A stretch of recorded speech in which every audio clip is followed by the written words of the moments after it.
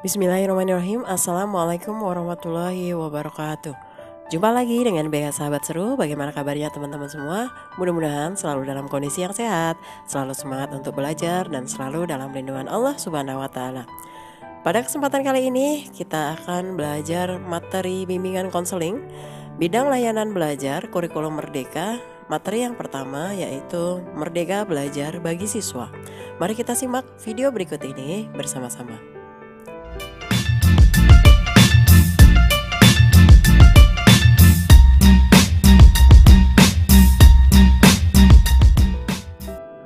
Konsep Merdeka Belajar sangatlah berbeda dengan kurikulum yang pernah ada dan digunakan oleh pendidikan formal di Indonesia.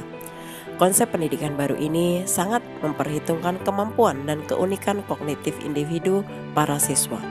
Berikut ini adalah garis besar konsepnya, yaitu yang meliputi asesmen kompetensi minimum atau AKM, kemudian survei karakter. Selanjutnya yang ketiga, perluasan penilaian hasil belajar dan pemerataan kualitas pendidikan hingga ke 3T. Baik, kita akan lihat satu persatu dari komponen Merdeka Belajar yang akan diterapkan untuk penyelesaian masalah yang lebih luas. Di antaranya yang pertama asesmen kompetensi minimum atau yang biasa disebut AKM. Perbedaan konsep pendidikan baru ini dengan kurikulum yang digunakan sebelumnya adalah siswa diharapkan mampu menunjukkan kemampuan minimum dalam hal literasi dan numerik. Fokusnya bukanlah sebanyak apa siswa mampu mendapatkan nilai melalui penugasan dari guru, tetapi bagaimana siswa mampu berpikir secara kritis menggunakan kemampuan kognitifnya. Dalam bidang literasi misalnya, bila pada kurikulum sebelum-sebelumnya siswa lebih banyak diharapkan menghafal dan menerapkan materi yang mereka baca, dalam konsep asesmen kompetensi, siswa diharapkan bisa berpikir logis untuk mengabstraksi maksud dan tujuan dari materi. Begitu juga dalam hal numerik atau pada pelajaran sains seperti fisika, kimia, khususnya matematika. Siswa tidak boleh hanya menghafal formula atau rumus, tetapi juga menemukan konsep dasarnya, sehingga mereka bisa menerapkannya untuk penyelesaian masalah yang lebih luas. Selanjutnya yang kedua, survei karakter. Cukup melegakan bahwa pada akhirnya pemerintah mengakui pendidikan di Indonesia adalah investasi yang mahal. Sebab setiap daerah memiliki keunikan manusia yang berbeda-beda dan tidak mungkin dipaksa untuk menerapkan satu sistem dengan indikator tetap. Pada konsep survei karakter, pemerintah akan menilai secara menyeluruh terkait kualitas pendidikan di sekolah. Bukan hanya tentang hasil belajar, tetapi juga ekosistem dan infrastruktur pendidikan yang tersedia. Dengan kata lain, pengembangan kualitas pendidikan bukan lagi tentang penerapan indikator kualitas tetap, tetapi berdasarkan data hasil survei terbaru terhadap sekolah. Selanjutnya yang ketiga, perluasan penilaian hasil belajar. Satu hal paling menarik dalam konsep Merdeka Belajar ini adalah adanya perluasan penilaian hasil belajar siswa yang tadinya hanya dari nilai ujian nasional menjadi penugasan dan portofolio. Kedepannya siswa akan diberikan ruang untuk bisa mengembangkan diri mereka sesuai minat dan bakat. Dengan cara ini, stigma siswa pintar dan bodoh diharapkan bisa segera dihilangkan. Sebab manusia memiliki bakat alami yang berbeda-beda dan tidak bisa ditentukan dengan tes formal. Kemudian yang keempat, pemerataan kualitas pendidikan hingga ke 3T. Merdeka Belajar juga dapat diartikan keadilan terhadap akses pendidikan yang setara bagi seluruh siswa di Indonesia. Oleh karena itu, pemerintah membuat kebijakan afirmasi dan pemberian kuota khusus bagi siswa yang tinggal di daerah. Industri 4 adalah momen penting dalam pemerataan kualitas pendidikan di Indonesia, sebab pada tahun 2030 nanti akan menjadi puncak dari bonus demografi Indonesia dengan 64% penduduk adalah angkatan kerja.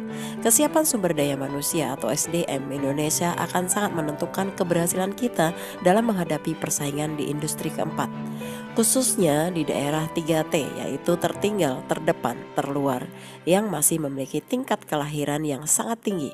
Pemerintah mengusung konsep Merdeka Belajar bukan tanpa alasan dan fokus yang jelas. Pada tahun 2021, kurikulum akan diubah total untuk menjamin sistem pendidikan generasi keempat dapat berjalan dengan baik. Lalu apa dasar kecocokan konsep ini terhadap pendidikan generasi keempat? Berikut penjelasannya. Dasar kecocokan konsep Merdeka Belajar antara lain yang pertama pengembangan pola pikir. Tentang konsep pendidikan, Merdeka Belajar memiliki fokus pada pengembangan kemampuan kognitif siswa. Artinya, siswa akan ditantang untuk mampu berpikir kritis dengan analisis yang baik.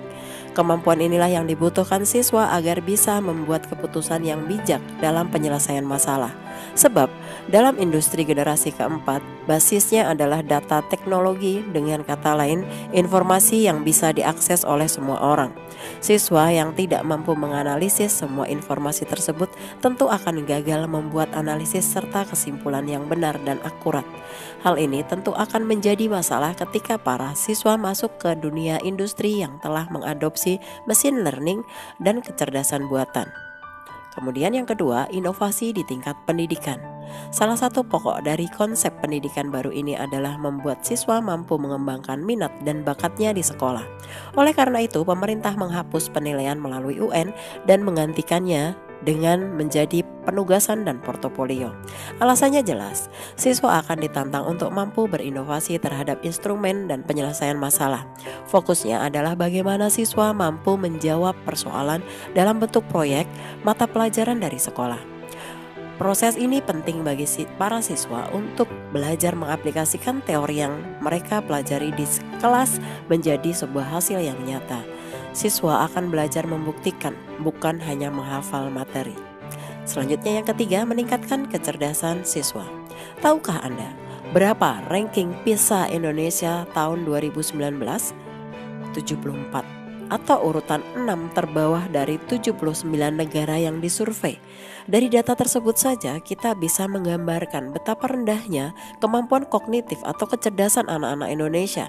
Dalam kurikulum pendidikan generasi keempat, pemerintah telah merancang standar khusus agar siswa Indonesia semakin terlatih kemampuan kognitifnya dan semakin mampu menyelesaikan masalah dengan baik.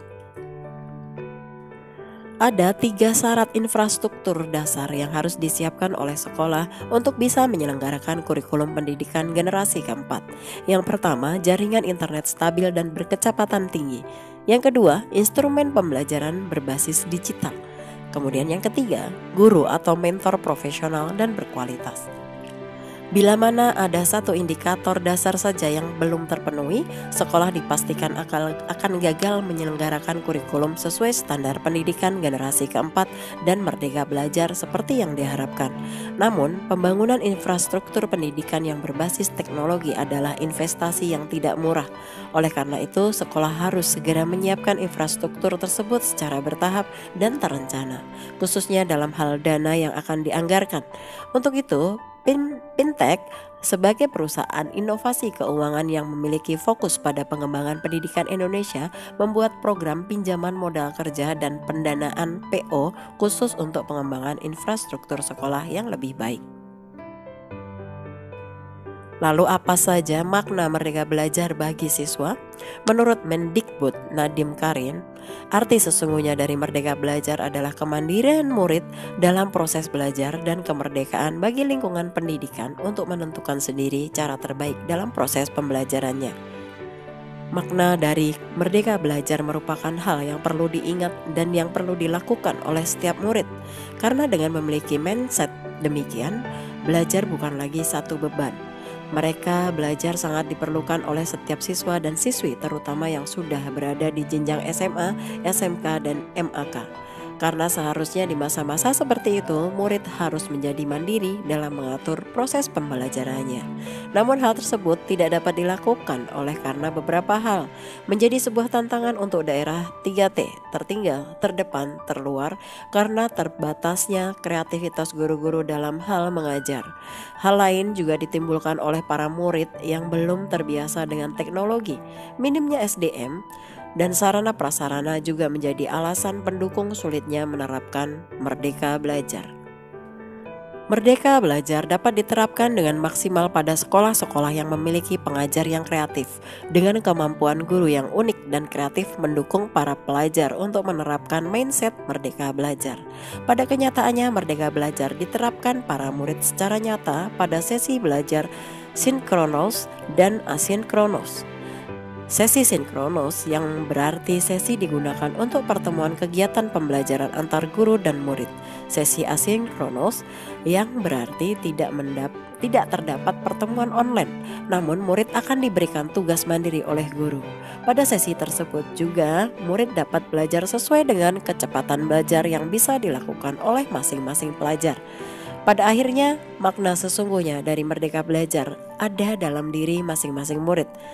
Belajar bisa menjadi suatu hal yang positif, yaitu menjadikan setiap pribadi menjadi mandiri dan pribadi yang memiliki kemampuan untuk menentukan cara terbaik bagi dirinya untuk belajar. Selanjutnya kita akan melihat keunggulan apa saja dari kurikulum merdeka bagi sekolah, guru, dan murid. Menteri Pendidikan, Kebudayaan, Riset, dan Teknologi Nadiem Anwar Makarim menjelaskan inti kurikulum merdeka adalah merdeka belajar.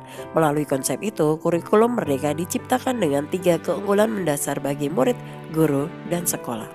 Yang pertama, materi yang diajarkan lebih sederhana dan mendalam. Kurikulum merdeka akan fokus pada materi esensial dan pengembangan kompetensi peserta didik sesuai fasenya. Para guru juga memiliki kesempatan untuk mendalami materi pelajaran dan tidak terburu-buru untuk berpindah ke materi berikutnya. Dengan demikian, peserta didik mampu memahami konsep dengan lebih mendalam. Selanjutnya yang kedua, lebih merdeka. Dalam kurikulum merdeka, tidak ada peminatan atau jurusan pada siswa sekolah menengah atas. Peserta didik dapat memilih mata pelajaran sesuai minat, bakat, dan aspirasinya di 2 tahun masa SMA. Kurikulum merdeka memberikan keleluasaan dalam mengajar sesuai tahapan pencapaian dan perkembangan peserta didik. Kemudian yang ketiga, kurikulum merdeka lebih relevan dan interaktif. Pembelajaran dilakukan melalui berbagai kegiatan berbasis proyek di dalam kelas. Dengan demikian peserta didik akan mendapatkan keterampilan yang dibutuhkan saat lulus sekolah, seperti bekerja dalam kelompok dan menghasilkan suatu karya. Menurut Nadiem, hal tersebut merupakan poin penting dalam kurikulum merdeka. Dengan pembelajaran berbasis pengalaman, para peserta didik dapat lebih mudah memahami suatu konsep pembelajaran. Demikian tadi materi tentang keunggulan kurikulum merdeka bagi sekolah, guru, dan murid. Mudah-mudahan setelah menonton video ini kita menjadi lebih memahami bagaimana konsep kurikulum merdeka di Indonesia. Terima kasih telah menonton video ini. Kita akan ketemu lagi pada video-video BK Sahabat Suruh berikutnya. Wassalamualaikum warahmatullahi wabarakatuh.